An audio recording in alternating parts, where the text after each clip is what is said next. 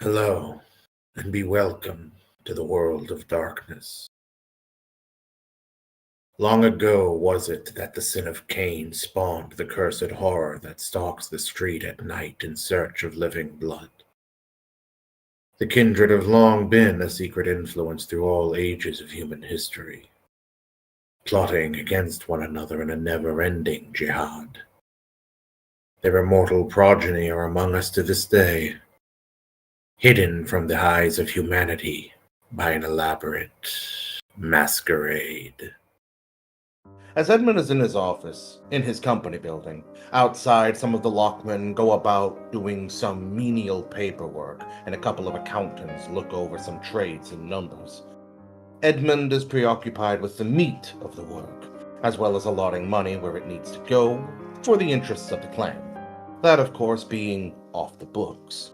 So it is something of a surprise, as, with nothing but the smell of occasional cigarette smoke and whiskey, that disturbing his quiet is the sound of his office door opening unannounced, as he looks up to see one of his men in something of a familiar stupor under the influences of Dominate, as Rebecca Gray of his clan enters the room, thanking the man politely as he closes the door behind her. She then approaches his desk, clasping the bag close to her waist with both hands holding it. She seats herself delicately in the chair, offering him a polite smile. Edmund smiles and inclines his head. Good evening, Miss Gray. Yes, good evening, Mr. Thorne. I've come to you on something of a distressing bit of business, involving sordid matters in the East End primarily, but things I feel you may be able to, with your expertise, contribute. From his sitting position of a straight back on the back of the chair, Edmund leans forward, his elbows now on the desk, his hands lightly clasped in front of him, giving his full attention. First off, I happen to know you had interests in Cairo, as well as present interests somewhere in Egyptian borders. Yes, I own a warehouse in Suez, by the canal. Do you speak the language? Both traditional and colloquial. Excellent. She pops open her bag and unclasps with a click as she removes a small piece of paper, very small, about the size of a handkerchief, and pushes it towards him. Do these words mean anything to you? Edmund takes the paper and reads it. The first one is Ka energy. The second one is a bit trickier, but thanks to his familiarity with the Egyptian language, it doesn't pose much struggle for him, as it would for a typical Englishman, who would certainly bungle it. Nevertheless, it's very strange. He can easily tell from a quick observation it derives from Old Egyptian, rather than anything more modern. That being Kurminu, and lastly is Nephrem Ka, intelligence and occult. The first one, Ka energy, Ka in the Egyptian faith of old, ancient Egyptian phrase actually, spiritually meant a representation of life and the soul. Effectively, it would be the spirit energy, or life energy even. This first here, this Ka energy, Ka being in the old mythology, or religion as it were, tied directly to the soul. So this may be spirit energy, soul energy, but I would most certainly say spirit. Then it's as wild and sad. And what are the others? Intelligence and occult. Kermino. This one strikes him as odd. Edmund frowns slightly. It's not something related to Old Egyptian per se. Rather, it has roots in the mythology. Yet it's something somewhat departed. It reminds him of the old Kemet Ankh, which was related to the Ka as a portion of the soul that watches over the body after death. It had several significances, but in English it would mean tomb watcher. Furthermore, that would imply, the closest thing he can think of to, well, actually considering his familiarity, that would mean it's most likely something akin, if not like, Mr. Wildham, a mummy. He himself is what's known as a Shemsu Heru. From the distinction of the title, or name, of what he is to this would be another... Egyptians wouldn't use clans or lineages. It would be more of a dynasty similar to the pharaohs. This Kerminu, it directly translates to tomb watcher in English. There is a connection between this and the Shemsu-Heru, the mummy, Mr. Wildham. Though, strangely, it does not quite have... It does have its roots in the Egyptian mythology, though it is somewhat departed. It is certainly a different entity.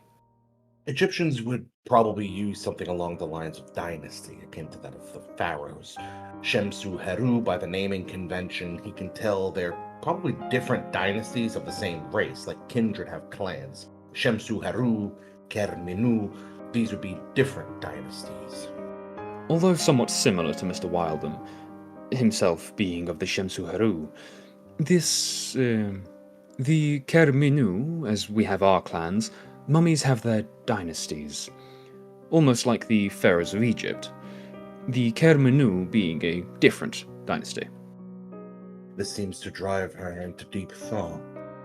For several minutes, she doesn't do anything, merely pondering it. She then motions. And the other one? Intelligence and occult. The other thing he can tell about this is, unlike the others, this isn't some title or concept. This is more of a name. It's not even like the Hemuka, which were a funerary cult. Aka-Ka, servants of the soul. This is a name. Nephrem Ka. Hell, he's met one or two Nephrims. Granted, using the more modern Egyptian pronunciation and vocabulary. Nephren Ka. That is a name. Simply the name of the person. I myself actually met several fellows who go by the name Nephren, though the more modern Egyptian version. This is perhaps not the name of, say, a cult or some organization. It is the name of an individual. There is not any meaning or definition of the name itself that he can think of off the top of his head. Unfortunately, many Egyptian names do have some meaning, but I cannot quite garner the translation of this one, if there is one at all. No, that's quite well enough. This answers some of my questions. Thank you. I felt that you might be the best to ask. I felt that you might be the best choice. Pleasure as always, Miss Grey. She holds up a finger, wagging it towards him. I wouldn't thank me too soon. You're a victim of your own success. I believe I'll be requiring your assistance on a matter I'm working on. By all means, anything for the clan. Tell me, do you know anything of the opium trade? Quite a lot, Miss Grey. She perks a brow with that, but rather than investigating, she seems to focus on the task at hand. The opium trade predominantly comes from Asia, yes? Yes, through China and Singapore. How prevalent would you say the opium trade would be in Chinatown? It definitely has a presence, but not typically. The opium trade more has a hold in other, more native areas of London. The Isle of Dogs, predominantly. It's where a lot of it comes in. There's other places, but usually along the Thames. Limehouse itself doesn't get a lot of that. Although it does have a presence in Limehouse and Chinatown, it is not quite as prevalent as, say, in the Isle of Dogs or many of the places along the Thames. Though it does have a presence, just... Yes.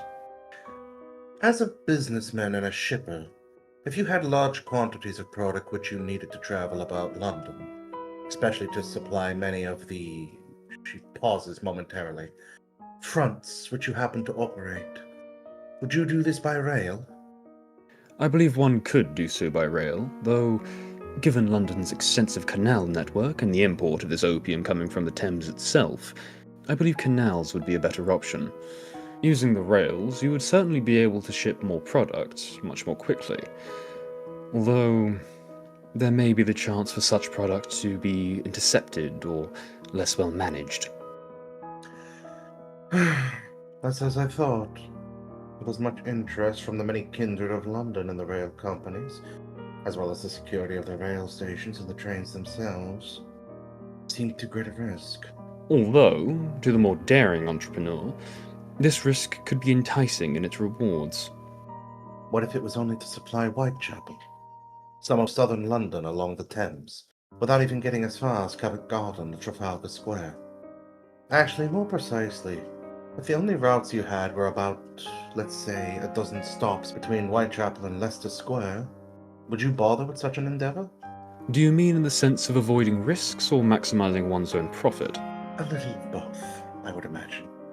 If you wish to be subtle, as well as profit being a benefit of the subtlety with which this drug addiction provides you ample surety of your own influence, would you risk it? Intelligence, finance. Just for the money's sake, if you had a safe way of getting it on the rails, avoiding the kindred in question that may have an interest, there's still a few holes in it, but it would be a very profitable thing. But God forbid it was discovered, you'd be fucked. If anything, just safer to stick to the waterways or carriages. Although probably one of the most profitable modes of transport, given the amount of interest in rail, and particularly the opium trade, it would be paramount to obfuscate this. If it was discovered, as some would say, there would be hell to pay for this entrepreneur. I myself would either stick to waterways or indeed carriages. Although if someone were already able to hide the dealings amongst these kindred, it is what I would do. I think your expertise on these matters will make you a very useful contribution to this conspiracy. Edmund proffers his head in gratitude. Do you by chance know anything related to the Setites? Very little, I am afraid. I, truth be told, only know of their existence. In an investigation in Whitechapel related to that of a rather cultish temple among the many working girls, it would seem what I have uncovered is a nest of snakes. Which group is this, Miss Grey? Which do you mean? The snakes or those I'm working with? Particularly the snakes. Though who you are working with would be... I'll admit I've inquired very briefly with your sister, considering her occult awareness, but predominantly I'm working with Elizabeth Grey. She motions her hand dismissively. I have assured her that I will make no acts against her, and it's not my interest, not in this at least. Very well. And the snakes? Thus far we have uncovered one at least, a woman of some distinction operating in Whitechapel, the grand dame of the little temple, as well as another by the name of Ferguson, which I've already spoken to your sister about briefly.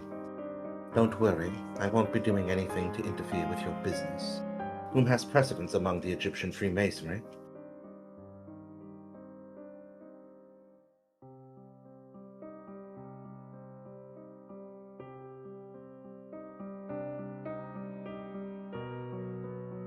At the mention of the first-degree blood bond, Edmund's eyebrows raise very slightly. And these would be the persons responsible for this opium trade, yes? The girl thought she would get some information from Ferguson playing coy. He mentioned Limehouse, the Asians, and the opium trade. I suspect it to be a trap and a test, but he did intermingle good, if inconsequential, information with the nonsense he told her. So it's worth investigating at least. Indeed, a good liar tells the truth. Have you found anything in the investigation? Not quite yet. I first want to deal with this temple in Whitechapel, and for that I will be recruiting your assistance. Your expertise have already revealed a great deal, suggesting that they have some manner of mummy in their employ. For them to control one of the undying is concerning. I can see now why Wilder wanted me to keep him abreast of the investigation. Yes. Edmund doesn't quite know anything else about mummies, though he's kind of the Tremere in the city who knows the most about them. Maybe second only to his sister, which actually does give him a bit of a niche. And he has access to Egypt. I'll expect to see you tomorrow evening at the Bull's Inn in Whitechapel. It's on the main road, so it shouldn't be difficult to find. Of course. I am familiar. I have a room rented there, under an alias, a pseudonym. You will ask for Lady Bonnet. Silly name, I know, but it's the likes of what I thought of in the moment. Knowing the air of Whitechapel, Miss Lady Bonnet would not raise any eyebrows. That was what I had hoped. To the paper, she gestures to it. Please do me a favor and dispose of that. Gladly. Pushing herself up, she gives him a slight bow before turning to depart. Edmund stands with her and returns the bow. As she reaches the door, turning the knob so that she may step out of the room, He notices that stepping into her personal space and moving around her in a very fluid motion, causing her to lean back out of the way, enters another fellow into the office as the doors close. He looks to Edmund and positively smiles. Edmund returns a gracious smile and a brief bow of the head. Good evening, Mr. Charnock. Stepping forward, Charnock rests his hands on Edmund's desk, splaying them wide as they run across the table. In fact, pushing away some of his paperwork as he looks down at him, his ankles crossing as he smiles. Edmund Thorne, just the man I wanted to talk to. I hear you have business in the Orient. Indeed I do. Whereabouts? I have a certain aroused curiosity. Edmund palms the piece of paper that Rebecca Gray had handed to him. He never really let go of it, his fingers clasped on his desk. My business at present is in Singapore. Please explain your interest. Singapore.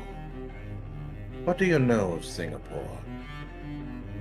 More so in relation to the Kindred. I have already inquired a bit about the city itself. Unfortunately, they lack a prince. I believe partially due to the English and the Dutch coteries refusing to get along. He pushes himself off of Edmund's desk, arms crossed over his chest, one stroking his chin, index finger tapping on his pursed lips. He looks to Edmund and motions as if to inquire if there's more. I am afraid that is all I know. Information these days is scarce regarding Kindred. The lack of a prince. He smiles at that. Edmund smiles with him. And what's your interest in the city? Purely financial? Entirely. How is the maritime trade in Singapore? Well, before I answer that, please, what is your interest? Leaning forward, he places a hand onto Edmund's desk as he deliberately stands so to somewhat look over him.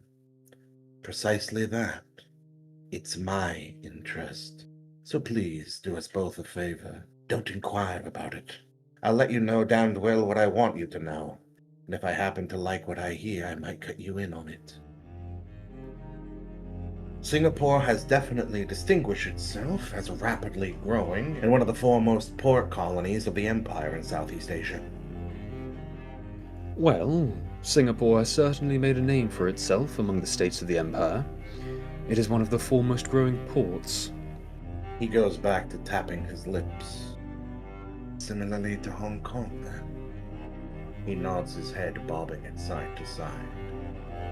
Hong Kong is the pearl of the Orient. Though it's rapidly growing, distance does make it somewhat more of an investment to get involved in. But it's one that pays off. The goods coming in do vary, considering that Hong Kong is so much further into the north of China. It does offer wider access to certain Chinese goods. Singapore, however, being where it's located, offers a bit more variety of goods. And there's a few growing industries staying out of Singapore that are very lucrative, actually. Particularly in certain fields, especially with British control being most assured in Singapore. It's actually beginning to show signs of, not really growth and development, but it's a lot of British staying power from financial advisors, business owners. It has a very unique place within the South China Sea. And considering Singapore's location, it's pretty much the gateway to the South China Sea, as well as the Java Sea and even the Bay of Bengal. And it's the safest route. Indeed, it is similar to Hong Kong, though it is much closer to the rest of the Empire, given its location in the South China Sea rather than farther north towards China. And given its location as the true gateway to South China, the Java, the Bay of Bengal, it has a lot more British influence and a lot more variety in its goods. Hong Kong, on the other hand, is... It has a far more specialized Chinese export industry. I see, he smiles broadly. Do you use clippers or steamships? Foolish question. Steamships. Clippers would be far too slow. Share with me. What would be your larger moneymaker coming out of Singapore? Edmund attempts to read his aura, heightening his senses. Perception, empathy. Charnock is undeniably a kindred. The pale color of his aura, which is predominantly that of a violet as far as you can tell, though much of it is obfuscated to your senses. Those would be illicit goods. I see. Well, it's good to know that there's a market for that sort of thing. I'll spare my questions regarding the culture. I doubt it's anything of interest to you, though I know Britain has certainly had an impact. Mr. Thorne, he graciously bows before taking another step forward. I now have a proposition for you. I will gift you one of my ships, brought down from Hull, a steamship. It's in good condition, mostly to trade in the Baltic. It's one of the few assets from up there I haven't quite liquidated yet. In exchange, I have something I need to ask of you. I'm sure with an extra ship you can make quite a bit of money, right? Indeed. Good. In that case, I would like for you to acquire pictures, written accounts, a few bits and baubles of the Singapore cultural experience. Maybe a man, or a woman, an attractive one, bought and paid for, brought to me so I can ask my own questions. And not one of the higher class, or one of the poor, someone a bit more in the middle, servant already. Then she'd make a wonderful gift for your sister. How could I say no to little sister? Edmund stands from his seat and offers his right hand to shake, the paper in his left. He clasps Edmund's hand tightly, but rather than shake it, he holds him and pulls him a little closer.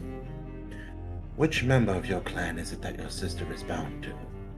I am afraid I do not know. Such things are private, even amongst our own blood. Could you find out? It would be difficult, at the least, given my position in the clan. Then you'll need to change that. I might be willing to help you. You see, Mr. Thorne, his grip tightens a bit, not painfully, but enough to show he's trying to make a point. I'm quite taken with your sister. I don't feel like sharing her.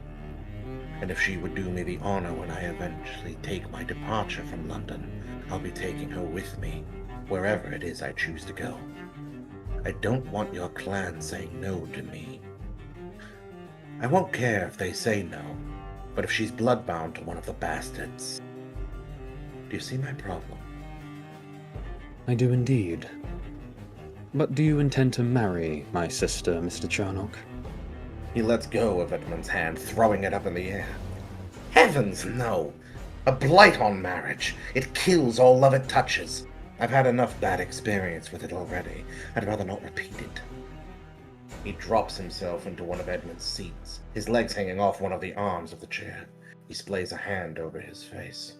Thank you, Mr. Thorne. I needed those memories right now, and I was just starting to get into a good mood. If I had any refreshments, Edmund says, taking his seat, I would offer them to you. And I would decline. Never accept any refreshments from the Tremere. I learned that a long time ago. You forgot I'm from Yorkshire. I've met the Tremere from Durham. Wellig is a particular ass, and then again, what do you expect of someone of Magyar blood? He thrusts his hand out very dismissively. Edmund has a smile that doesn't quite touch his eyes. He looks back at Edmund. Would Rebecca not speak of this to you directly? Or have you not asked her? I haven't asked, because if she's bloodbound, she might not tell. And that's why I've come to you, her. He puts his hand out, gesturing towards Edmund. Loving brother, hoping you might be a little more worried about her own individual soul. Not that I plan to keep it away from God or the devil. She can do with it as she wishes. That's one of the things I like about her. Hell, she probably knows more about the soul than I do. Perhaps. He smiles at Edmund. How very diplomatic, Mr. Thorne. I can see why you're a businessman. Thank you, though unfortunately not yet a tycoon. At that, he gives Edmund a smile that seems a bit more genuine. He seems to respect that statement. Once upon a time, before he liquidated most of his shipping company, he did business, from what little Edmund knows, in the Baltics as well as the North Sea. His shipping company might have been a little bigger. He probably did have some trade in the Labrador Sea back in the day. To be fair, he is almost 200 years old. Alexander, I promise I will look into this, though... Oh, spare me. I've already changed my mind. There's one thing that can convince any Tremere bastard, and that's making friends with them. or having them owe you a favor. So congratulations, Mr. Thorne. If there's something your clan requires assistance with for once, I'll pretend to care. If I can get a sufficient debt out of your clan, well then. If they try to tell Rebecca no, I can just shout no back and invoke my debt. So please, tell me if there's anything your clan needs assistance with. There may indeed be something you may help with, as it concerns your place of residence, that of the area of Limehouse. This again? Ah, you have been approached already.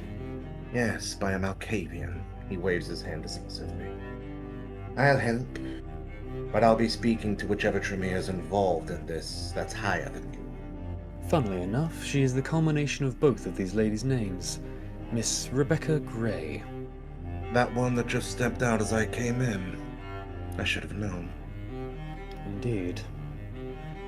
Pushing himself up, he shakes his head. Seems I'll be seeing you there. Where is it I can find the lot of you? At about 10:15, the Bull's Inn. He stops, putting his left hand on Edmund's desk. He points at Edmund with the right hand, accusatorily. Not a word of this to your sister. Edmund smiles and nods, then lowers his eyes. Raising his hand, he brings it down on Edmund's desk. It shatters immediately, crumpling in the center between the two of them. I'm serious, Thorne. Not a word. Out of my affections for your sister, I shatter your desk instead of your bones. Keep that in mind. I shall, Mr. Charnock, Edmund says without breaking composure. You can keep a smile. That's good. It means you can lie. With that, he turns, seeing himself out as men already rush into the office to see what's wrong. End of scene. Having been allowed into the haven of Alexander Charnock by one of his attendants, a servant, who on paper works for his ghoul, he just being a guest, but both of them know the reality. The ghoul does. Immediately to her left, into the room where she is escorted into, there is a large piano as well as a cello resting at the corner. It is a brightly lit room, the walls with a cream-colored wallpaper, golden fleur-de-lis, and something of a magical forest painted onto the paper. In places it looks almost like the faces of unicorns. Birds can be seen. The furniture is all of quality. Crystal chandelier holding above and oriental carpets. Silk screens with aimed birds of paradise. Canaries in the back right corner sing in a great golden dome cage, and there are delicate marble Grecian gods and beautifully painted Chinese vases littering the room. And yet it's kept in a very moody color. It's not brightly lit, but rather the lights are enough to provide illumination to see enough, to make it shimmer with a sort of glow. But not so light as to be ostentatious. A moment later, the door is opened, admitting Alexander Charnock into the room. He's not dressed up as he usually is, at least not according to the times. Rather wearing a long white silken shirt, doublet over his chest, the breeches, the pointed shoes, his hair pulled back into a firm ponytail which goes down his back a good bit, held with a silk ribbon of blue.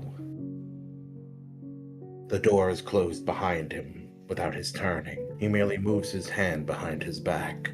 He seems to linger there for a moment, as though assuring privacy, before offering her a smile. Well, this is not what I was expecting. A welcome surprise. Rebecca walks towards Charnock, stopping shortly before him, and she brings her hands up to cup each side of his cheek. Are you well, my dear? Pressing a hand over hers, he clasps it tightly for a moment before pulling them down from his cheeks to kiss the back of her knuckles in a series of small, sharp kisses, before holding them clasped together in his hands. Perfectly all right. Nothing to worry about. No London ruffian is going to intimidate me. And as you know, I don't get too involved in the politics of London. I'm saving that for another time. Someone more foolish than me. He holds out one hand, peeling it from hers and clasping hers together, with the other to run a finger down her cheek. "What brings you to me?" He taps the tip of her nose. "Did you hear me talking about you earlier?" No, but I heard you speaking about Limehouse. Please, do not go there. You said yourself you don't want to get involved in politics. My lady, I assure you, you have nothing to preoccupy yourself with. I'm well aware of what's happening in Limehouse.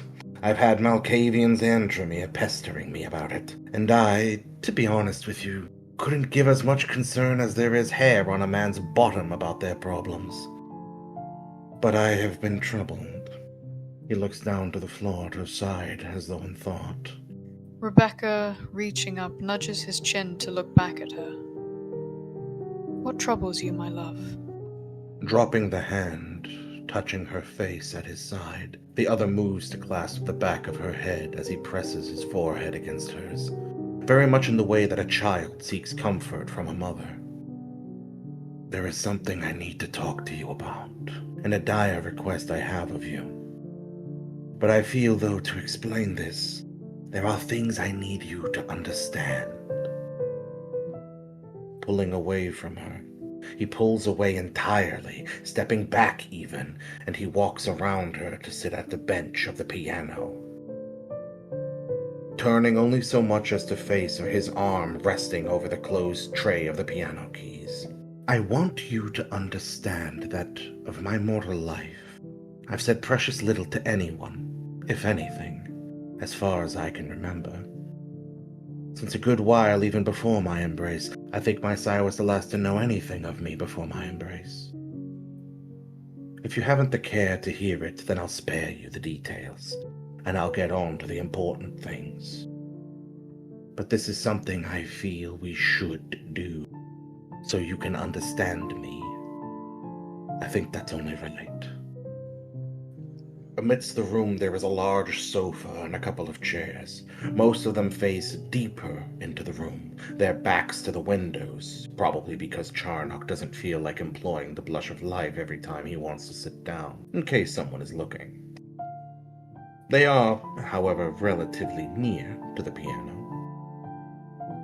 Rebecca would sit on one of the chairs closest to where he is, folding one hand over the other in her lap as she looks at him. I'm listening. I'll try not to bore you with the details. As you know, I was born in Hull. My father was a merchant. My mother comes from old Scandinavian stock, from back a couple hundred years ago when they were more prolific in the British Isles. You being a clever, educated woman, I'm sure you know of the time I speak. He throws up a hand as though to just wistfully dismiss something. I say none of this in pity, so please don't interpret it as such. I lived a very happy life as a child, but naturally business took my father away. He had trade all across the northern waters off of Britain. He had trade across the North Sea, from Amsterdam to Lübeck, and by the time I was entering manhood, he was even expanding into the Baltic Sea. We were doing very well for ourselves. But I did rarely get to see my father. My mother did try to give me as much love as she could, but a young man can't help but long to be at his father's side to make him proud. At least until he gets enough of his own ambition, which usually comes at about that age when they start mouthing off to their parent. He smiles. Just as I was getting close to manhood, my father came back. I was to go with him to learn the trade. I'd already begun learning my numbers, and I did spend a great deal of time at church where I learned to read and write. My mother did teach me a bit of German. In the event that I should offend you, you should know in my mortal days, I wasn't a good Protestant boy like some might believe. I was a Catholic, not very popular in the Isles at the time. Still isn't quite very popular. But I've moved past that. 3 months was as long as I got with my father. Apparently, that was as long as he could stand me before dying. and my mother, sick with grief and illness, passed away a short time before I even got home from sea. I was hardly a man, and I was already in charge of everything. For some young men, that would have been a dream come true. For me, it meant I had no one left to love, and no one to give. So I spent the majority of my time very hands-on with running things. I had a natural talent for it. I expanded our interests as far north as Riga in Latvia. I'd visited Stockholm in Sweden. I'd even been to some of the shores of St. Petersburg in Russia, while in Scandinavia, while negotiating terms of a lucrative deal. I think it was something related to coal, some breed of fish. I can't readily remember anymore. The deal was proposed to me for a more reasonable relationship with the partner in question, if I were to marry his daughter, and I accepted. By this point, I had been 3 years into maturity. I was unwed, and I was alone with no heir. And I can't say I didn't live a somewhat different lifestyle. I wanted love. I wanted a family. I wanted a family I could share all the beautiful things I'd discovered. We married in York, not Hull, and I tried to be everything that a good husband should be to his wife. I tried to love her and honor her and make her love me.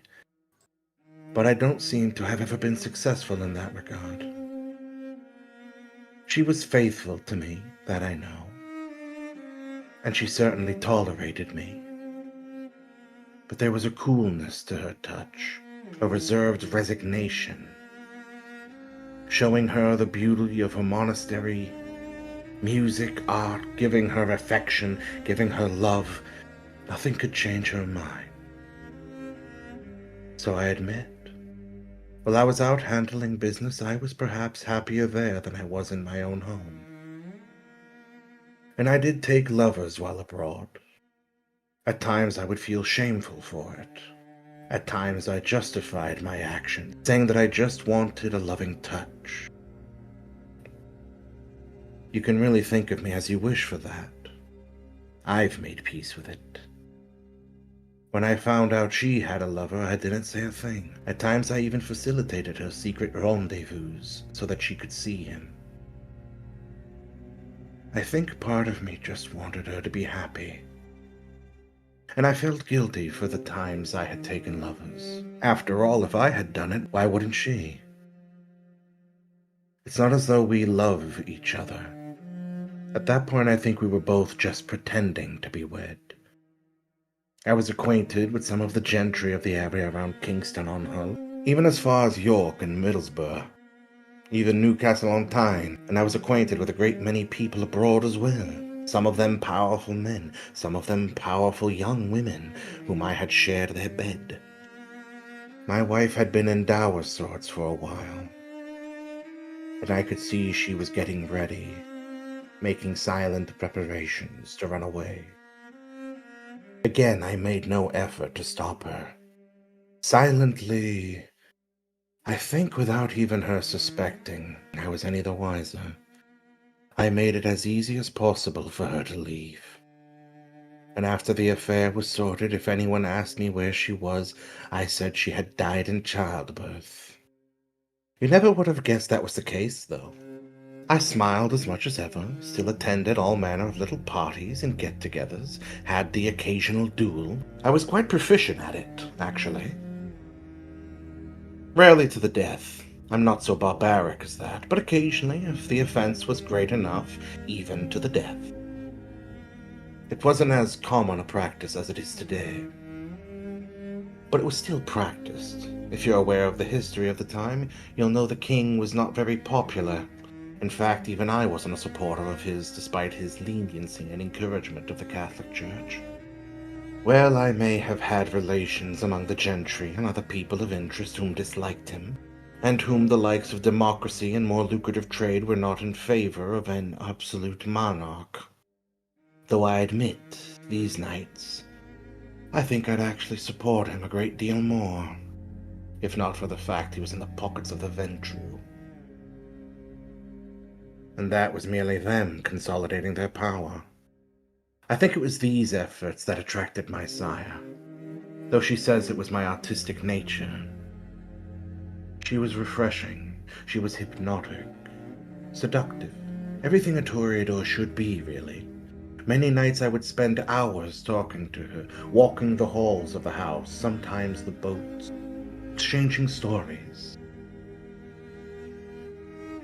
She was the first person I had ever played the cello for other than myself. In fact, I fancied I was in love with her, and then I would dismiss the thought.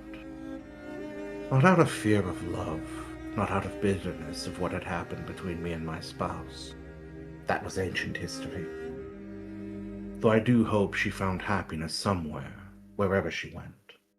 I can remember she went somewhere into the Baltics. Whether or not she found peace in Poland, I don't know. Maybe she eventually made her way back to Scandinavia, around Gothenburg.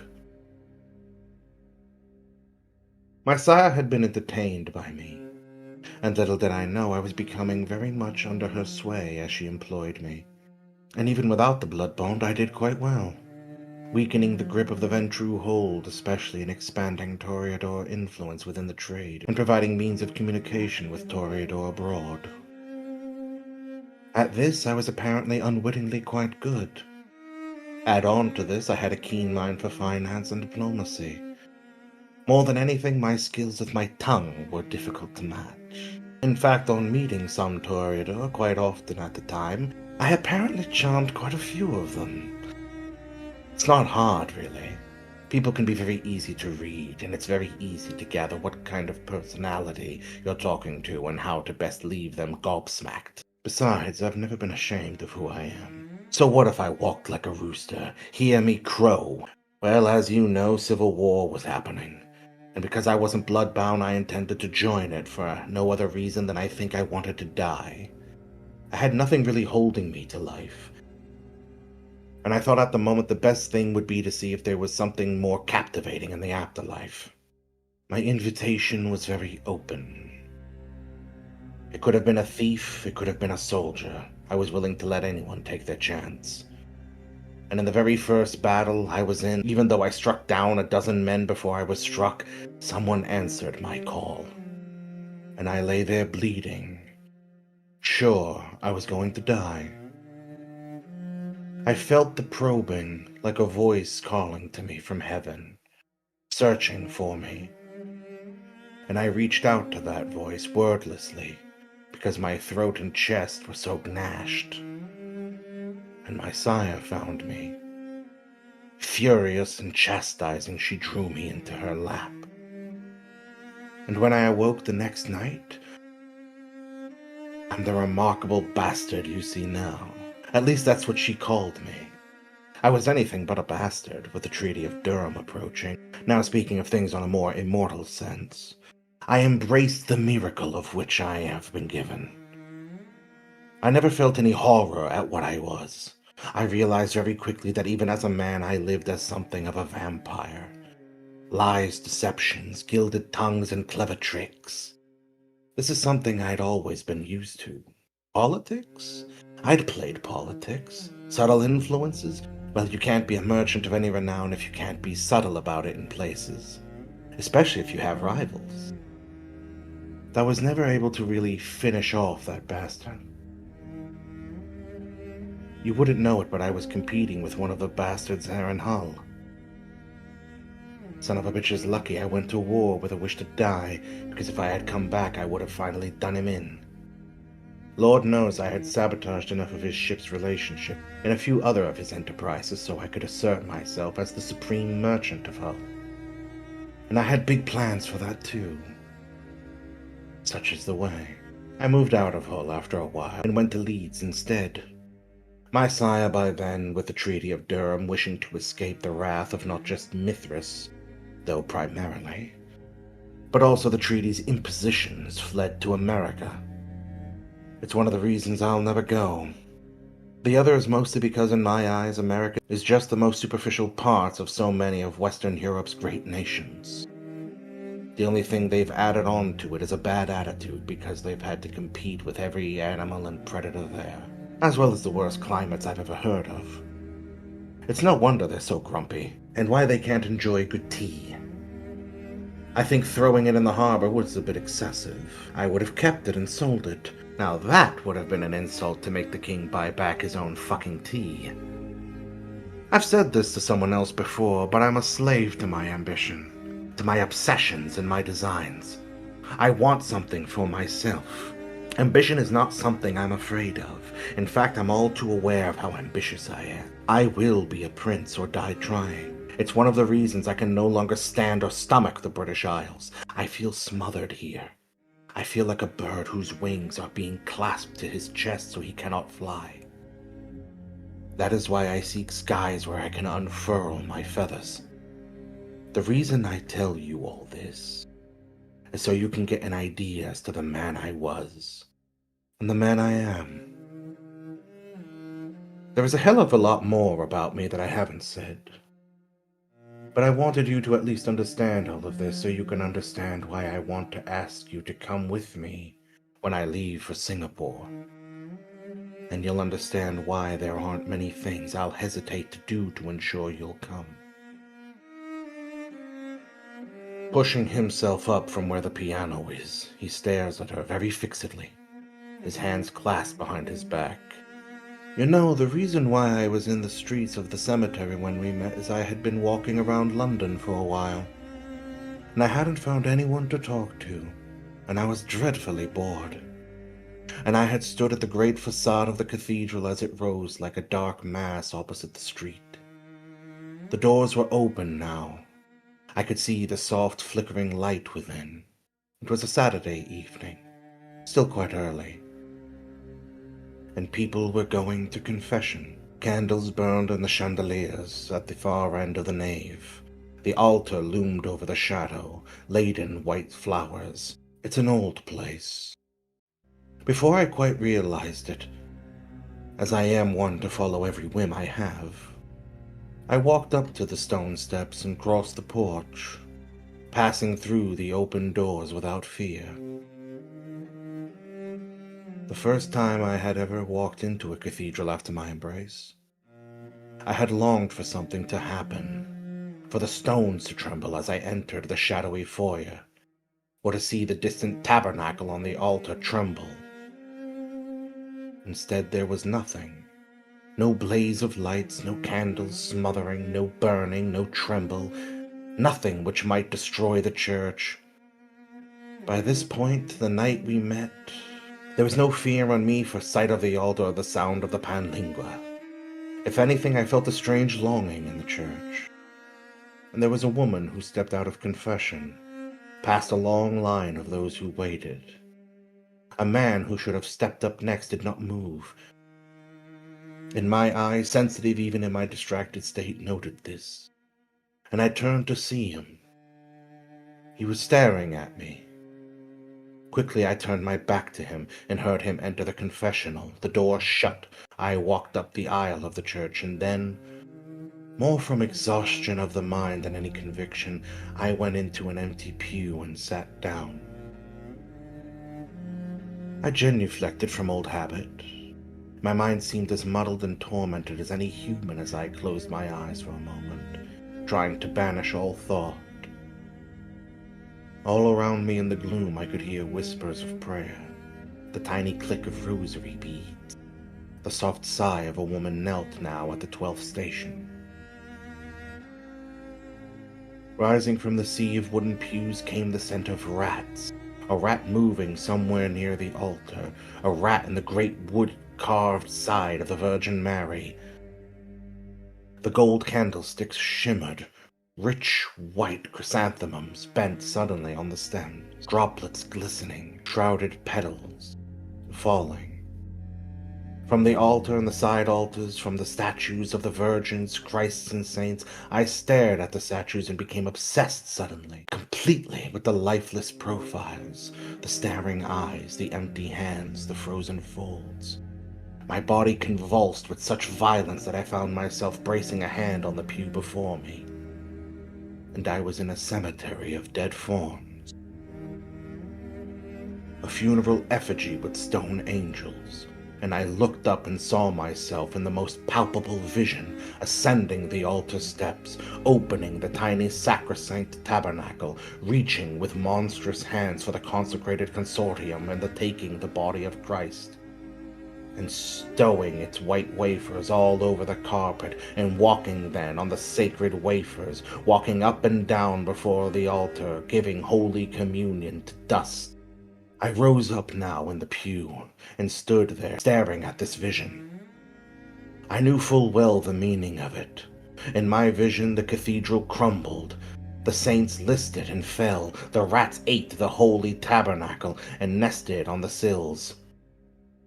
A solitary rat with an enormous tail stood tugging and gnawing at the rugged altar cloth until the candlesticks fell, rolled on the slime-covered steps, and I remained standing, untouched, undead, reaching out suddenly for the plaster hand of the Virgin and seeing it break in my hand so that I held the hand crumbling in my palm, the pressure of my thumb turning it to powder. Loneliness. Loneliness to the point of madness. I think I considered embracing someone to have a companion. I was preparing to leave the British Isles, which had been my home for almost 200 years, and go to a land I knew very little of. And I was completely alone, with nothing save ambition. I don't think I'd really considered that part. It had made me lament some things. It made me wish to reflect. And that is why you met me in the cemetery, reflecting, devising that I needed to know more about where I went and choose very carefully so that the thing I dream of creating can be real, and so that I am not so dreadfully alone in that dream. Resting his knuckles on the piano, he looks at Rebecca, lingering there now in silence. I had told you before how I had never known love, Alexander. I believed sentimentality was a crutch for the crippled spirit. In my mortal life, nothing could hold a candle to the desire for the occult, for research. And I know how you feel about mortal women devoting their lives to study, but that is what enraptured me. And in my unlife, I believed I had no reason any longer for such fanciful things. I thought that nothing so saccharine as love could ensnare me so much as a vampire.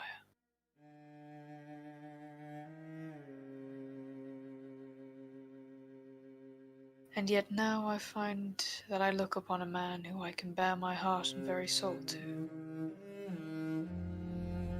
Which is why I do not want to be parted from you. But my clan would wish me to be here. I don't care. If not for the sentimentality and the attachment you have to your clan, if I thought it was the only way, I'd kill them all. Burn down the damned chantry and take only what things from it you cared about. Something you should know, something you do know, is I love the romantic.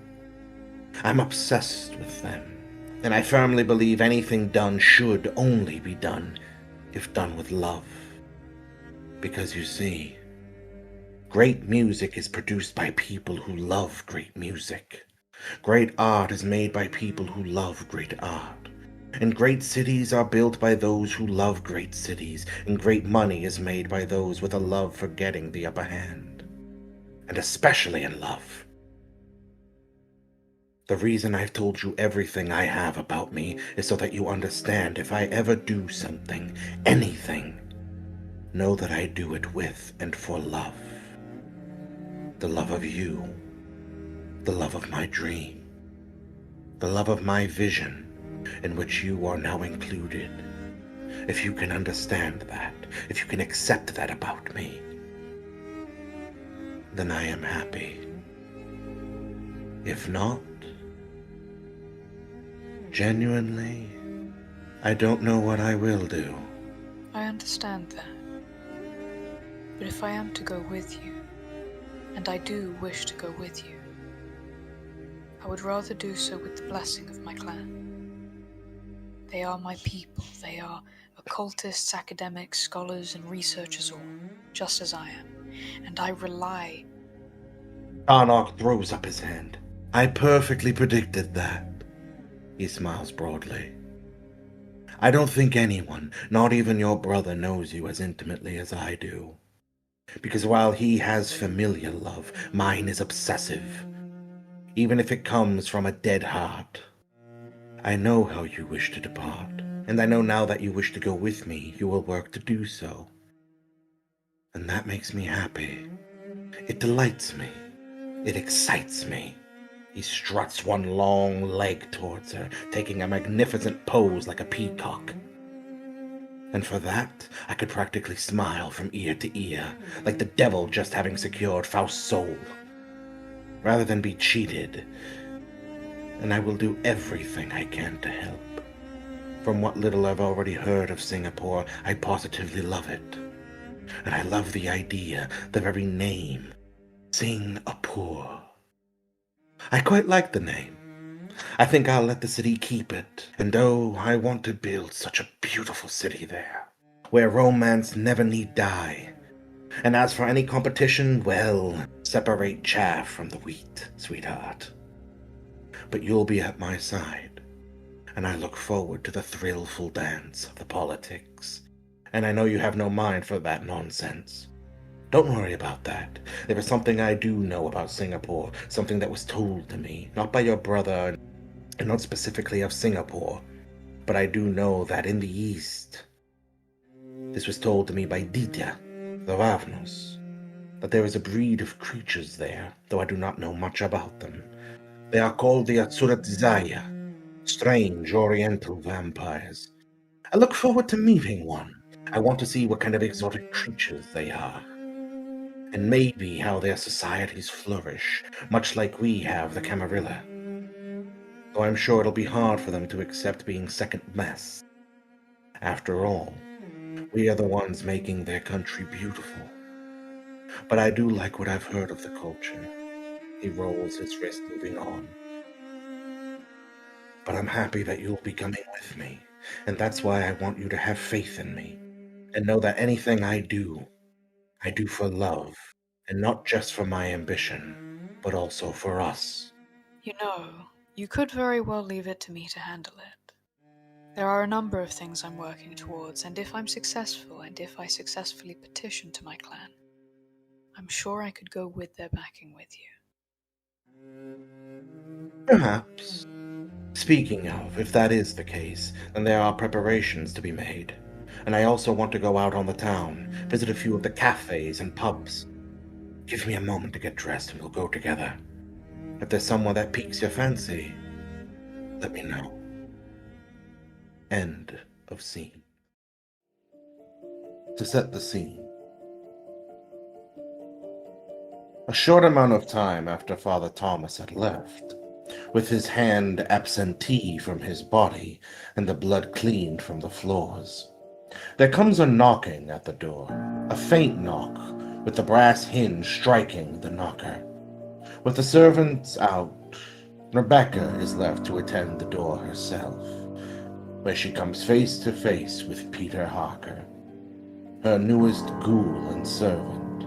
As usual, Harker is dressed as she comes to somewhat expect, though running toward fat despite being towards early middle age, with distinct signs of a double chin forming. His suit is nonetheless clearly expensive at some point in the distant past, but shabby and somewhat ill-kept, fitting somewhat poorly on his body.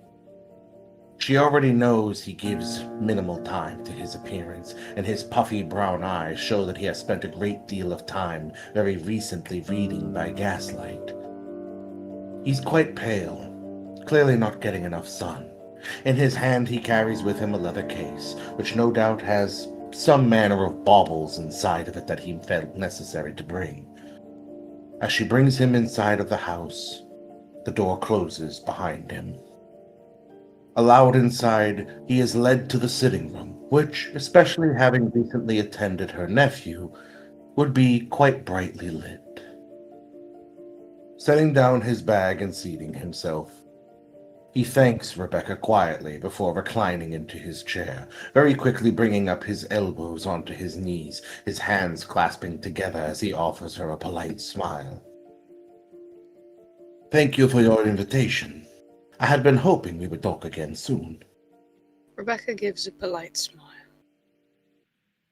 I'm glad you accepted. You'll have to forgive me. I'm unable to request any food or drink to be brought to you. My house servants are currently indisposed.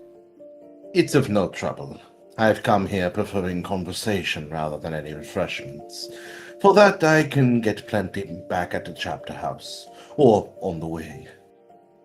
Pulling up his case, he flips it open, pulling out a paper, inkwell, pen, and quite notably, he has assorted bits of paper in there as well. Heightening her senses, Rebecca tries to tell at a glance what the papers seem to say. On a glance, there seem to be simultaneously testimonies as well as written conclusions as to the incidents with Reginald, who they're monitoring, but also a pointed observation of his fascination, now with not only her, but Kindred. Reclining back into her seat, she would gesture with a hand towards the leather case and its contents. And what are these for? Looking up at her, he pauses for a moment. The back of the pen touching his chin, he gestures outward, the pen splaying across his open finger. "Men of broader intellect know that there is no sharp distinction betwixt real and the unreal."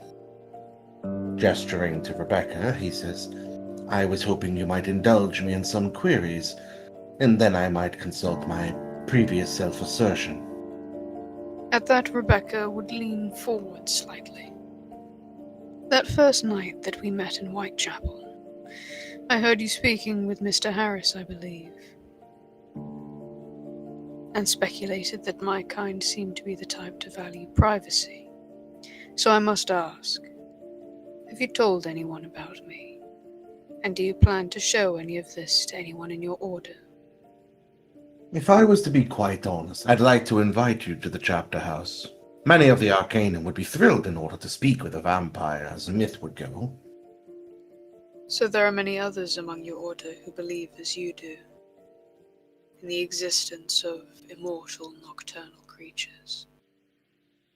Holding up his pen, he wiggles it betwixt his fingers. "What a man does for pay is of little significance. What he is as a sense of instruments responsive to the world's beauty is everything. The Arcanum is made up of those who have genuine belief in the super and preternatural. I wish to explore it. They're open-minded to anything, unlike that of the cat. The cat being cryptic and close to stranger things which men cannot see. No doubts if cats could talk, they wouldn't." You gain the sense that he is making an assertion. The Arcanum are made up of people who keep a very open mind, whereas vampires are like cats, cryptic, closer to stranger things which men cannot see. If cats could talk, they wouldn't, yet it's clear that he is saying that they're open-minded and they would appreciate her to talk, just like they appreciate cats. Mr. Harker, I'm speaking with you now because you understand, as well as I, that given sufficient time and study, we do better begin to understand the metaphysical law and how they warp the rules of nature and reality. One must simply apply proper application with an open mind to the supernatural when it comes to the existence of not only our own, but that of other creatures. However, not everyone is prepared to know the truth. Only a select few, which is why I'm speaking to you now. Of that I am deeply appreciative. Just as you say, good and evil, beauty and ugliness are only the ornamental fruits of perspective, whose sole value lies in their linkage to what chance made our fathers think and feel, and whose finer details are different for every race and culture. I have no fear of pre-Christian superstition. There is a realness to this now, to my engagement and interaction with you. There is a realness to that, and to that I am excited and fascinated, and I wish to know more. For instance, what is it that substantiates and sustains you? Or what is it to grapple with the idea of eternity? In that case, I think I would propose to you an arrangement. You have an interest in this man who wears ill-fitted suits, the one who sparks your curiosity. I also have an interest in that. If you were to help me in that regard, I may give you some of the answers to the questions that have been plaguing your mind. And perhaps more. I will confess I had fully intended to endeavor in that matter regardless, but I suppose now I have no room but to accept.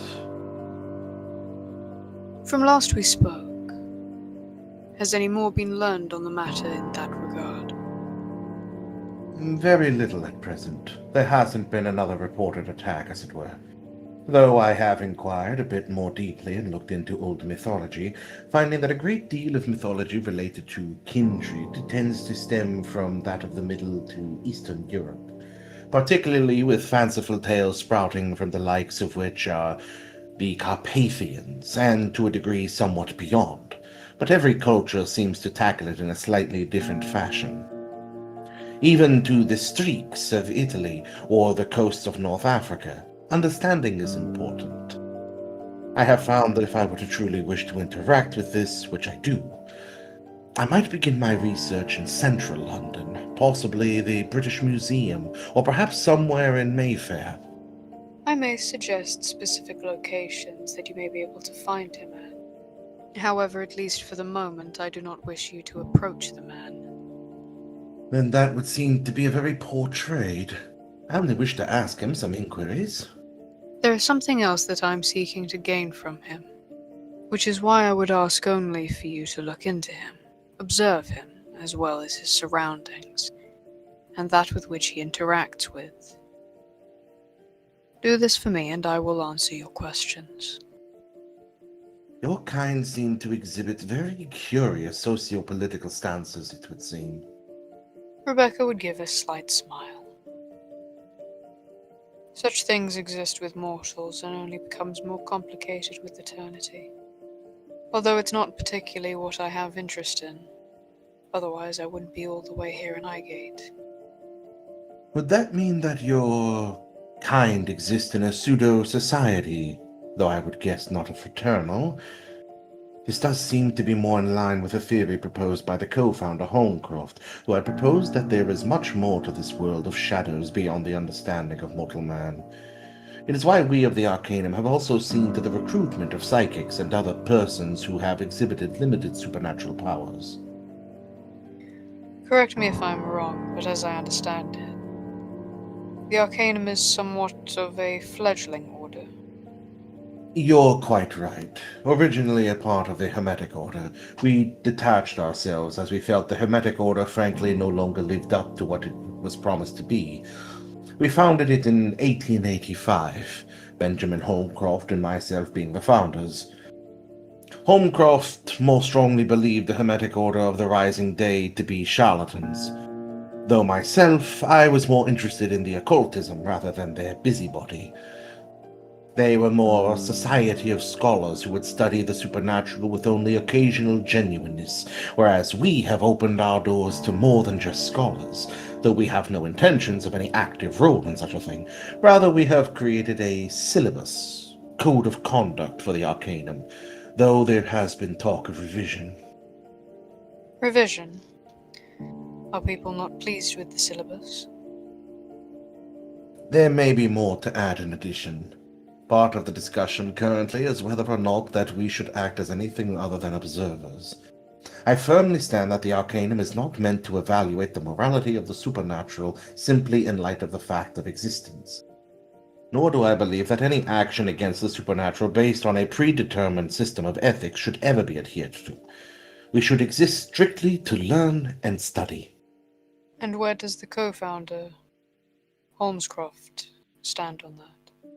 He is largely for this, understanding that between suspected magi and now suspicion of vampires, though I am getting the impression that vampires, such as yourself, Miss Thorne, do not like being the subjects of investigation. That many of your kind may react harshly to being discovered that anyone outside of your own social circles would be investigating, though you have exhibited that there is a harsh undercurrent of politics among your kind and society, suggesting that even other vampires paying too close attention to one another could spark some dispute. It is nothing that we would want to get involved with. I admit, Mr. Harker, your curiosity is certainly boundless, and intellect dangerously sharp. It's what interested me about you. However, your sense of, lack of self-preservation is a detriment. The oldest and strongest emotion of mankind is fear. The oldest and strongest kind of fear is fear of the unknown. That is what many men might say. I believe those men are ignorant. Men who believe too strongly they have a questioned, and thus they press forward, and see that the fear of the unknown is an outdated mode of existence. Only by striving bravely forward will that unknown be understood, and with that understanding, greater knowledge. After all, if religion were true, its followers would not try to bludgeon young men into artificial conformity, but would merely insist on the unbending quest for truth, irrespective of artificial backgrounds or practical consequences. If courage and bravery is what propels you forward in your search for truth, understanding, and enlightenment, fear would be what laces every action with caution so that you may see your efforts succeed and not fall into the pit of traps. My sincere apologies, Miss Thorne. I meant no offense. And I mean no offense when I say that seems a very bitter and bleak outlook upon the pursuit of knowledge and understanding of that which is supernaturally. For me to be bitter is to attribute intent and personality to the formless, infinite, unchanging, and unchangeable void that is the supernatural world of existence. We drift on a chartless, resistless sea, so let us sing when we can and forget the rest. When researching and studying into the supernatural, the possibilities do seem boundless. The knowledge to be gleaned and the mysteries to be uncovered in the pursuit of truth. If one knows how to take the path to find the answers that you want. And in the way of paradoxes is the way of truth. To test reality, we must see it on a tightrope, but instead of the varieties becoming acrobats, that we ourselves can judge them. We too walk that fine line when we go down that path. Pushing himself up and setting down his book, he holds up his hands. I understand, Miss Thorne, that you have a need to impress this upon me, though I believe, just as in religion, neither morality nor religion come into contact with reality at any point. Keenly observed by learned man Friedrich Nietzsche, that all things are subject to interpretation. Whichever interpretation prevails with time is a function of power, true power. Neither of us is entirely incorrect in our observation, though you are more familiar with your kin, and I'm more familiar with mine. Yet it is my deep desire as a learned man to put off superstitions of less knowledgeable men so that I might pursue and understand the supernatural, including your kind, being vampires, whom are a subject of great interest.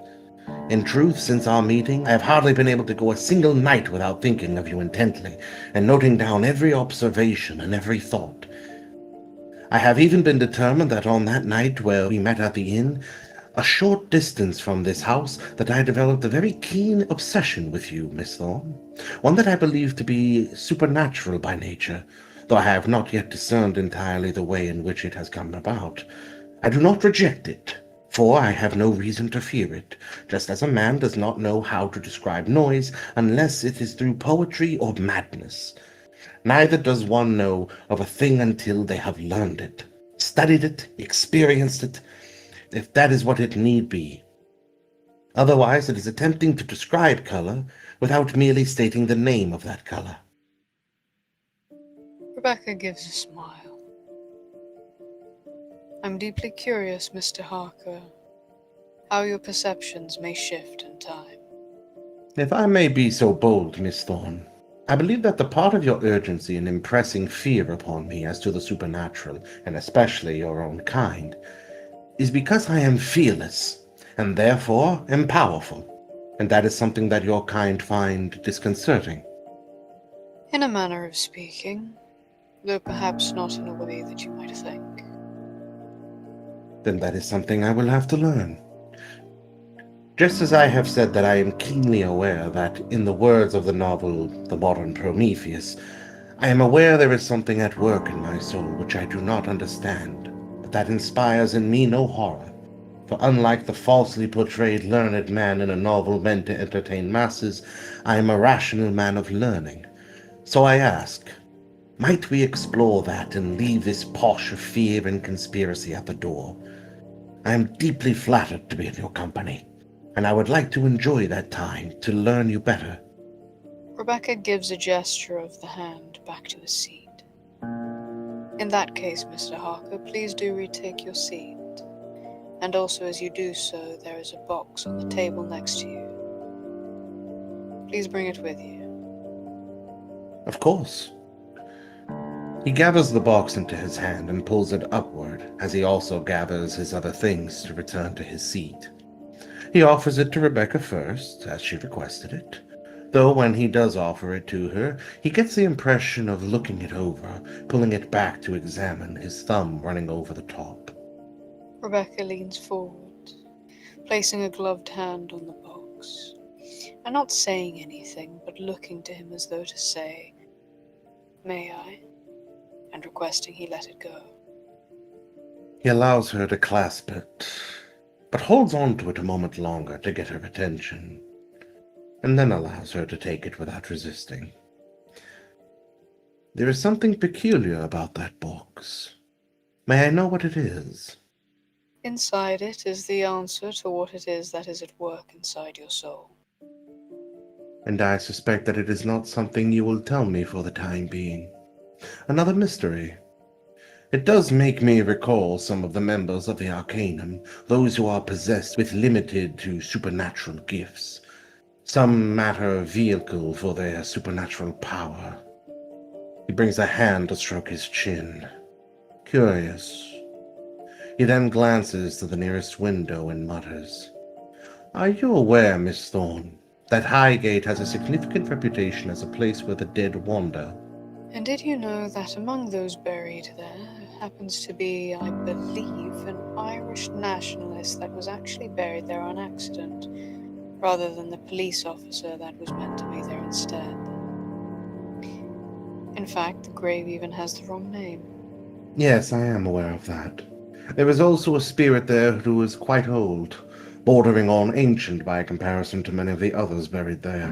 One who still regularly wears a suit of armor and is frustrating to get to open conversation. That he is. He suddenly gives a smile. She can see from that expression pieces are being put together in his head. Perception empathy. By the expression he exhibits, he is asking cherry-picked questions approximate to the questions he wants to ask, so to in a roundabout way get answers from her. From her answers, he's managed to conclude that she is aware of spirits, she is able to interact with them to some degree, and that her haven might be chosen in this area for a reason, putting these things together and wondering what their correlation is. The man, if nothing else, could be quite an exceptional scientist if you could get him to focus on the science of the world rather than the supernatural.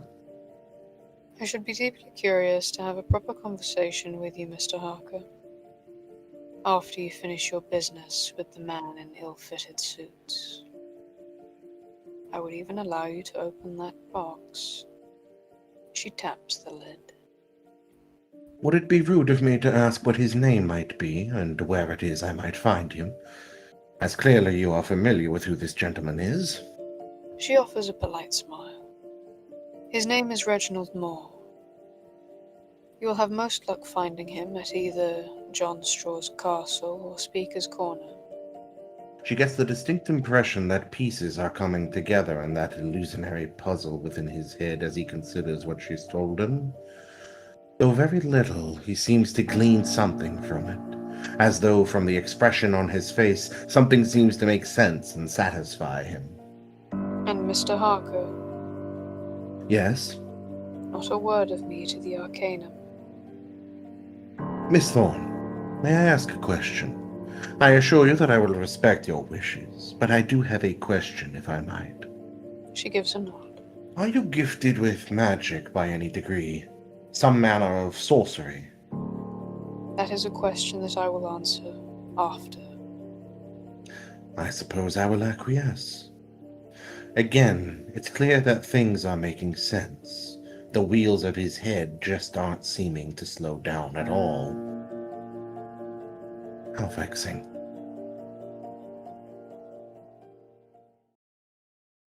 As Rebecca wanders into the Highgate cemetery, the trees overhead, which have lost some of their leaves now as winter brings to draw closer by each day, looms over her with an almost oppressive sensation, hiding the light of the moon behind its branches, so that she can only occasionally glimpse its light peeling through the leaves or through the arms of the trees. The stone under feet is unswept as fallen leaves crackle underfoot, or swept aside by the occasional gust of grave soil wind. This is a place of relative unchange. Nothing really changes here.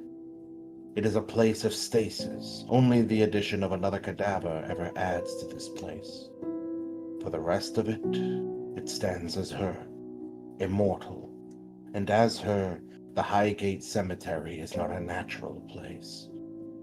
As she begins to see the many crypts and tombs rising around her, some of which have gates which squeak on rusty hinges, she comes in nearer, and she can hear the voices of the dead speak around her. She can see some of them as they go about their evening. Frankly, they're as familiar with her as she is with them. They hardly react, though some, as only natural, keep a bit of their distance. Rebecca can recall there was a particular ghost who she heard when Charnock visited her at the cemetery, who said that they had been an academic in life, as she attempts to seek them out. Seeking out the wraith in question, for some, would be a task. Most mediums would have to attempt to communicate with the dead. Some Tremere might engage in rituals. Giovanni would employ their necromancy. Rebecca has the luxury of just walking around looking. Not too far away, she can hear the heavy-clad armored feet of the old soul traversing the space. She can hear the giggle of a couple of dead ladies speaking and the smell of ectoplasmic blood that leaks from some of them. It is when she comes across the academic dead, as he has sat on one of the stone benches, his shoulders and much of his back smoking with phantom flame.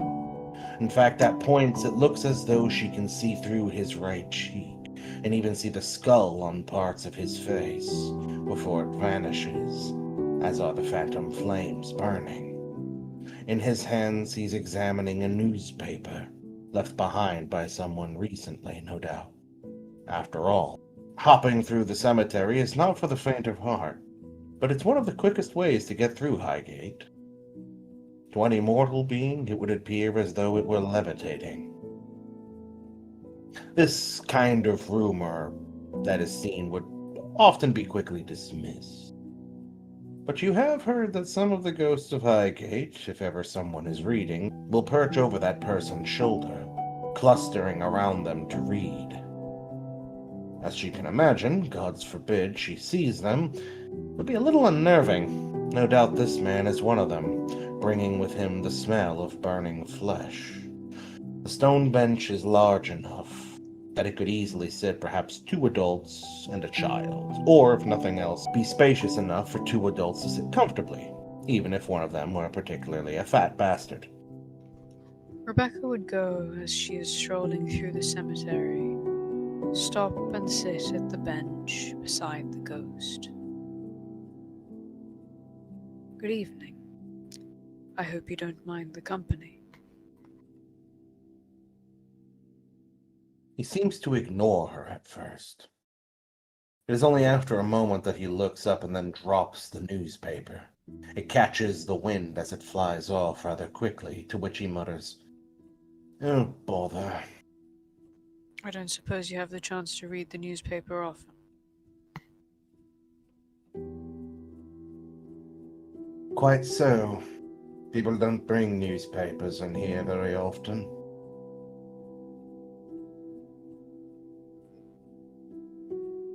Do you still preoccupy yourself with much of what goes on? And why shouldn't I be? Merely because I'm dead? He scoffs. Knowledge is to academia what prostitution is to love. I overheard the other day that you said you were an academic in life. That is correct. And what does it matter to you, vampire?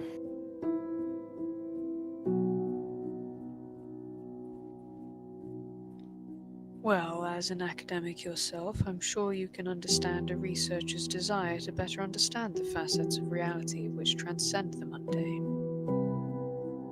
As you said, why shouldn't I preoccupy myself with knowledge? Reclining back, he brings a knee up over the other and rests his folded hands on it. Tell me, before you became what you are, were you ever capable of finding a cup of tea large enough or a book long enough to suit you? Rare was the occasion, though try as I might. Though I always find that I seem to prefer the company of a book to that of a person, much to the dismay of my parents. Your parents sound like the old-fashioned sort. Mine were much the same. But the reading of all good books is like a conversation with the finest man of past century. Pushing himself from the bench, he begins to strut away. But you don't come here to talk of books, and I don't come here to talk to the walking dead. Say what you will, or leave me in peace. Rebecca heightens her senses and attempts to read him. She tries to get a gauge of his mood, and also tries to determine whether or not it seems as though he may be willing to answer some of her questions regarding souls and the Shadowlands, or if she should just get to what she may request regarding to Harker. By the way he speaks, he is a man who, perhaps at one point, liked to talk, but no doubt found himself constantly judged. Furthermore, she can tell just by his bearing and the way he's talking to her that he has a distaste, but not a hatred for Kindred in particular. If nothing else, he's used to her being around. He just has no interest in Kindred. But other than that, he doesn't seem to be the kind of person who speaks or is comfortable with anyone that doesn't earn his confidence or his respect.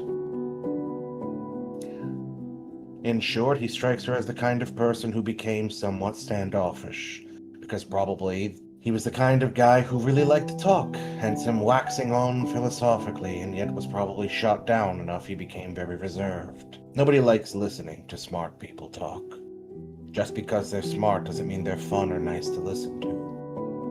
And smart people also have a way of disagreeing with the majority of people. Such is the fate of the intelligent. If I'm being entirely honest, I approach you because study of the deceased and spiritual particularly catch my interest. How the passions of life and death are governed. What it is like for you in the Shadowlands. I was hoping that a scholarly man might indulge such conversation, which, in my opinion, such a conversation would be a greater act of civilization than that of common discourse. Turning to look at her, he crosses his arms over his chest. She can see once again the burning come and go from his face. Well, then have at it. But if I'm not particularly amused by what it is you have to say, I'll be taking my leave. Generally, he seems to just appear to be putting on a strong veneer. He seems to frankly be bothered by her, but slightly deeper than that. If he really wanted to fuck off or not entertain conversation, he would fuck off. One of the first things Rebecca would ask with perhaps a bit more almost enthusiasm that he hasn't turned away yet. I've heard that from some raids that the Shadowlands appear in a manner of a dark reflection of the physical world. But how greatly does it truly differ from my own physical reality? That is what you would ask about? He scoffs. The world is dying. You can see the trees rotting. You can see the buildings that stand there no longer, that were crushed to dust ages ago. Mortals are in various states of decay depending on how close they are to joining us here in Highgate, this gentlemen's and ladies' exclusive club. He gestures about him. And you're nothing but a talking bag of bones with fangs in your mouth. I suppose in a sense it is both bleak and comforting at the same time. To be both present is entropy and stasis, while things being brought to ruin and eventually gone are never lost, knowledge never forgotten. A strange paradox in a sense. In that regard, I suppose you're right.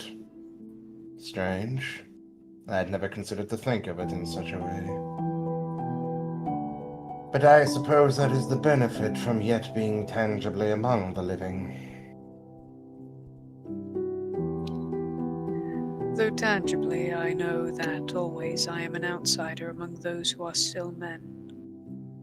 Otterson laughs. A laugh that sounds like storm wind passing. Clearly you are not a philosopher. You see, it is very easy to be an academic and a philosopher. It is very difficult to be a philosopher and yet live life. People seem to find it quite antithetical. I suppose it depends on perspective, and with each perspective comes a greater picture of the whole of reality. As a philosopher once said, there are no facts, only interpretations. Otterson snorts derisively yet again. A very interesting summation, I would imagine. And yet one can prove or refute anything at all with words. Soon people will perfect language to such an extent that they'll be proving that 2 × 2 is 7 with mathematical precision. What a world that would be to live in.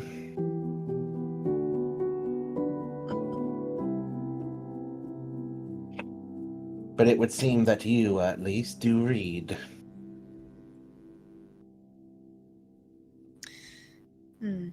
In my mortal life, I had studied the classics, archaeology, linguistics, and history. History was never a draw for me. It is an unfortunate reality that everything that ever was important will eventually not matter at all. As soon as time passes, that which was important to us will be forgotten by yonder year. On the contrary, I believe that history holds quite an important place, and there is much to be gleaned from learning of such things. The history of the rise and fall of empires, the history of an art, or the history of people. After all, at least the more modern thinkers and scientifically minded think that when a person dies, they simply cease to be and only exist in the memories of those who knew them, for however long that may be. And while I agree with, and in fact am fascinated with much of what the modern age observes, this I must disagree with entirely, for she gestures to him and the cemetery. The dead still have their place, where we may visit, and where, if we dwell in composed and quiet spirit, shall not fail to be conscious of their presence. Young lady, you're possessed of a very rare thing indeed, it would seem. And that is a great deal of optimism for which to grant you insight, deprived of those of us who have ceased being of optimistic. If I may ask, how long have you been as you are? That would depend very much on the year. It is November of the year 1888. Ah, in which case it would seem I have been dead for the better part of 40 years.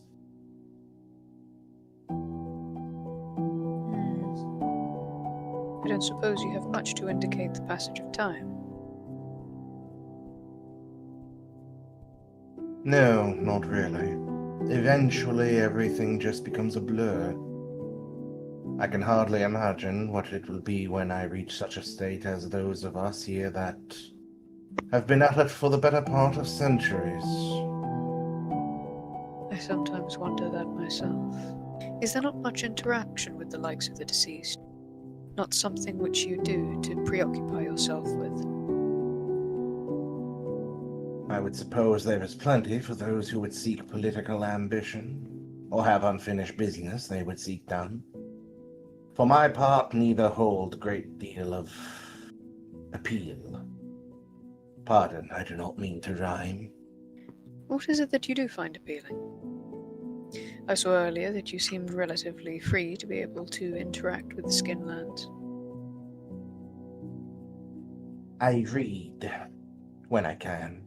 It's what you read when you don't have to that determines what you will be when you can't help it. He throws up a hand beside his face as though to suggest, what are you going to do? But beyond that, I merely try to resist that of my darker predilections which of late plague me. Not too dissimilar to how I hear your kind are similarly plagued. From my own experience, it is a dark, cunning, and patient creature. Is that much dissimilar for you? Very much so. For our kind, the dead, it is a manifestation of everything that is apparently awful. Whether it is offering assistance or damnation, it'll in either regard gain ground within your soul, and so become loud. The precautions that I know to be taken largely revolve around engaging with polite society and humanity. However, I understand how that is more difficult for your kind, I would imagine. For some. I am not one of those gifted with the ability to interact or manifest in such a way to speak with anyone. Not that I would have anything to say to them.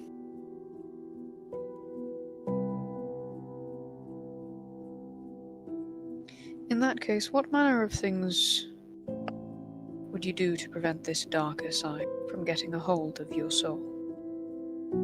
I protect that which is the only thing worth protecting.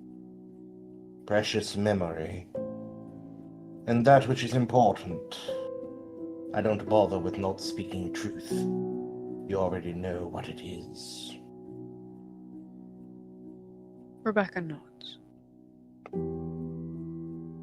Should you wish, each night when passing through, I could leave the day's newspaper on this bench for you. Just something to give you a glimpse as to what is happening in this day and age. Charisma expression. That would in fact be quite kind of you, miss. Perhaps not all of you who walk as skeletons, absent flesh, are so repugnant as some. Have there been others visiting the cemetery? On occasion. They are most certainly of an Italian sort, and a Scotsman.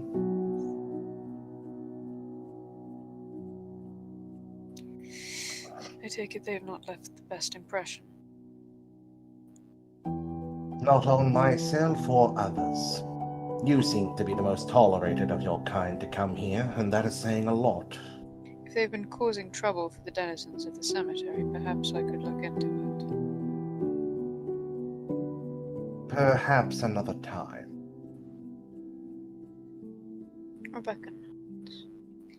It's been a pleasure speaking with one such academically minded man. It's such a shame that such things are being attacked in recent nights.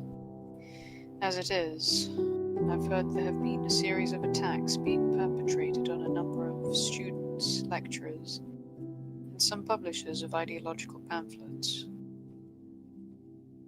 Why am I hardly surprised? Probably foolish, ignorant men, ragamuffins who have no appreciation.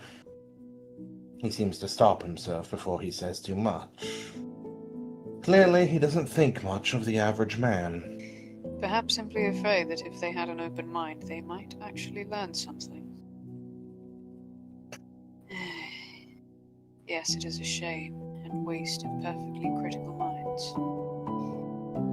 In fact, it's something I've been trying to look into myself. Do you think you might be willing to assist me in that regard? Manipulation and expression.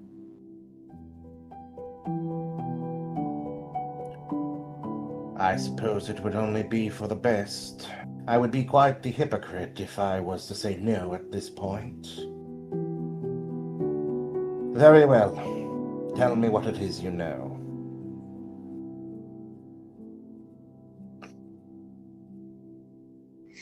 I believe that the criminal in question is a gentleman who, I believe, wears ill-fitted suits, has curly dark hair, traces of a beard and grey eyes. I believe that they would most likely either be found at St. John's Castle or Speaker's Corner. A friend of mine was also inquiring into him, and I pointed him in the same direction. Though, Rebecca sighs.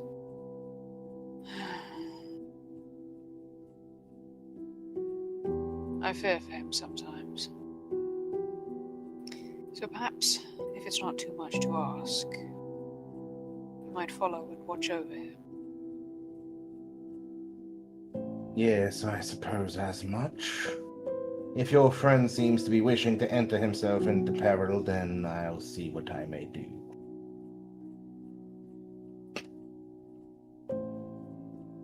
Thank you. My friend is a scholarly man, by the name of Mr. Harker. Should be easily identifiable by his appearance, being that of an early middle-aged man. One could say perhaps running towards a bit overweight. Wears a suit, expensive, but clearly shabby. I believe his complexion has grown quite pale in recent nights, spending far too much time reading by gaslight. Though I definitely do not blame him. I'll see what it is I can do in regards to your acquaintance. Sounds like the sort of fellow I used to know. Used to be, even. Perhaps one day he may entertain you for conversation. Perhaps. I suppose until then, good day. Rebecca gives an inclination of her head. Good evening. End scene.